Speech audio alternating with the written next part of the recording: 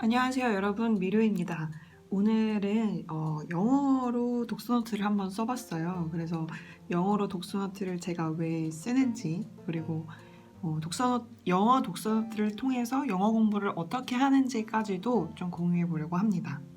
본론으로 들어가기 전에 일단 영어 공부에 대한 어떤 단상에 대해서 얘기를 하고 싶어요. 영어 공부를 할 수 있는 컨텐츠들이 굉장히 많잖아요. 미국 드라마, 영국 드라마도 있고 영화도 있고 원서를 읽는 방법도 있고, 최근에는 이제 유튜브에서 짤막짤막한 문장이나 단어들을 이제 알려주는 채널도 많이 생겨났는데, 저는 어떤 수단을 사용해도 상관없지만 일단 자신이 좋아하는 컨텐츠여야 공부를 하는데 훨씬 효과가 있다고 생각합니다. 예를 들어서 나는 토이스토리나 겨울왕국 같은 애니메이션을 안 좋아하는데 그냥 난이도가 쉽다는 이유만으로 선택해서 하는 거는 좀 아니라는 거죠. 영어를 잘하려면 저는 덕질을 해야 된다고 생각해요.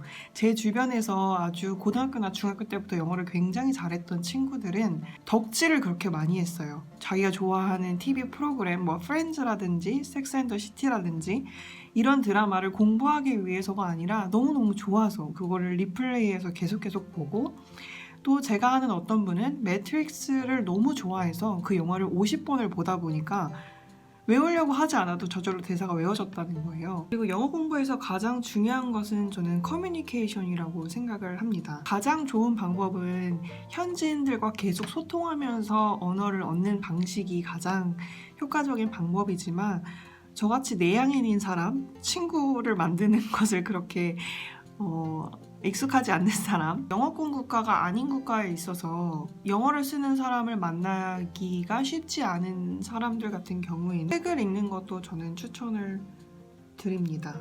제가 오늘 필사를 한 책은 틱낙 한 스님의 Fear라는 책인데요. 한국에서는 오늘도 두려움 없이라는 제목으로 번역되어 있어요. 사실 저 같은 경우에도 솔직히 말씀드리면 외국에서 살고 있지만 원서를 그렇게 자주 보는 편은 아니에요. 왜냐하면 한국어로 읽어야 될 책들도 너무 많고, 그래서 읽지 않는 편인데, 유일하게 읽는 책은 이제 명상과 불교에 관련된 책은 원서로 많이 읽으려고 하는 편입니다.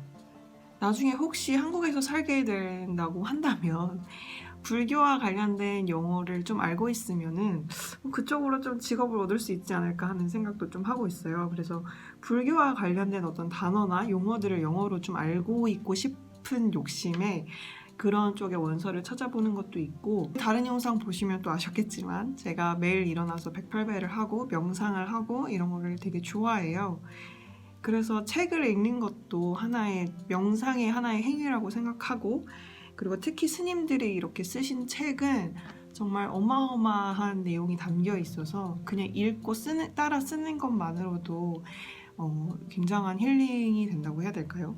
그래서 여러분도 원서 추천 이런 거를 좀 내려놓으시고, 여러분이 좋아하는 분야가 뭔지, 설사 조금 어려운 분야에 어려운 단어로 이루어졌다고 해도 내가 호기심을 가지고 있으면 어떻게든 알려고 하는 의지가 있기 때문에 그게 훨씬 더 공부가 되고 즐겁게 할 수 있는 것 같아요. 일단 좋아하는 거를 찾아서, 그 어려운 컨텐츠라고 해도 그 안에 쉽게 쉬운 부분이 분명히 있거든요. 어차피 쉬운 컨텐츠를 선택해도 그 모든 내용을 다 내 걸로 만들 수는 없으니까 차라리 조금 어렵더라도 내가 관심 있는 분야를 찾아서 그 와중에 쉬운 단어나 문장들을 내 걸로 만드는 편이 저는 개인적으로 더 효과가 있지 않을까라는 생각을 하고 있습니다. 제가 오늘 필사한 부분이에요. 제가 제일 좋아하는 스님 저자는 틱낙 한 스님이에요. 베트남 스님이신데, 제가 오늘 필사한 부분은 이제 이 스님이 어느 날 길을 걷고 있었는데 세상과 자신이 강력하게 연결되어 있다는 느낌을 받은 순간에 대해서 묘사한 부분이에요. 그래서 그 연결되어 있다는 그 기분이, 옛날에 내가 아기였을 때 엄마 탯줄에서 연결되어 있었을 때 그 안정감, 불안이 하나도 없는 그 평화로운 마음, 번뇌가 없던 그 마음, 그때의 감정과 거의 같은 감정이다, 세상과 연결되는 그 기분에 대해서 묘사한 부분인데요. 그래서 여기 umbilical cord라는 단어가 나와요. 근데 이게 탯줄이라는 뜻이거든요. 저는 사실 탯줄이 영어로 뭔지 몰랐어요, 여태까지. 근데 여기서 보면 굉장히 한 10번 이상이 나오는 것 같아요, umbilical cord라는 게. 그래서 일상생활 속에서 내가 어떤 탯줄로 연결되어 있는 듯한 느낌을 받았다라고 할 때 이제 feel something like an umbilical cord라고 나와 있었거든요. 그러니까 이걸 그냥 통째로 제가 받아들이게 되는 거예요. 그리고 또 예를 들면 linking me to라는 표현이 있는데 내가 어디에 연결되다라는 뜻이거든요. 근데 사실 아무리 우리가 토익 공부도 많이 하고 대학에서도 영어로 공부했지만 링킹이라는 단어 자체를 일상생활에서 쓰기는 굉장히 힘들어요. 커넥션, 릴레이트 뭐 이런 말은 많이 쓰지만 링크라는 단어를 사실 고르기는 쉽지 않거든요. 근데 여기도 보면 linking me to 어디, 뭐 linking me to 명사, linking you to 명사 이런 게 굉장히 반복적으로 나와요. 그러다 보니까 그거를 계속 반복하게 되면 어느 순간 제가 그거를 흡수할 수 있게 되더라고요. 그리고 책을 읽을 때의 좋은 점은 어떤 구 단위로 제가 영어를 학습할 수 있다는 건데요.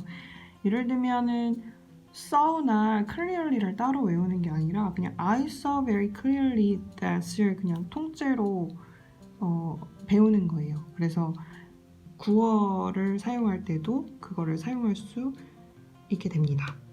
이거를 그냥 쓰는데 그치지 않고 한 3-4번 정도를 육성으로 저는 읽어봐요. 왜냐하면 그 단어를 안다고 생각하지만 아는 것과 말하는 것은 다르거든요. 그러니까 어떤 단어를 알아도 예를 들어 umbilical cord라는 거를 내가 외워서 머리로는 알고 있어도 이거를 어디다 강세에 둬서 어떻게 발음해야 될지는 모르는 경우도 굉장히 많습니다. 그래서 한번 읽어보고 단어가 입에 붙지 않는 것은 사전을 찾아서 요즘 사전에서 그 단어를 발음까지 다 해주잖아요. 그것도 한번 들어보면서 강세와 발음 것들도 확인해 보면은 도움이 됩니다. 오늘 영상이 영어에 대한 이야기로 빠졌는데 여러분도 매일 한 페이지씩이라도 영어로 이렇게 쓰고 말하고 그리고 어떤 그 안에 있는 문구나 단어나 문장들을 여러분의 것으로 한번 만들어 보시면 어떨까 하면서 오늘 영상은 여기서 마무리를 하겠습니다.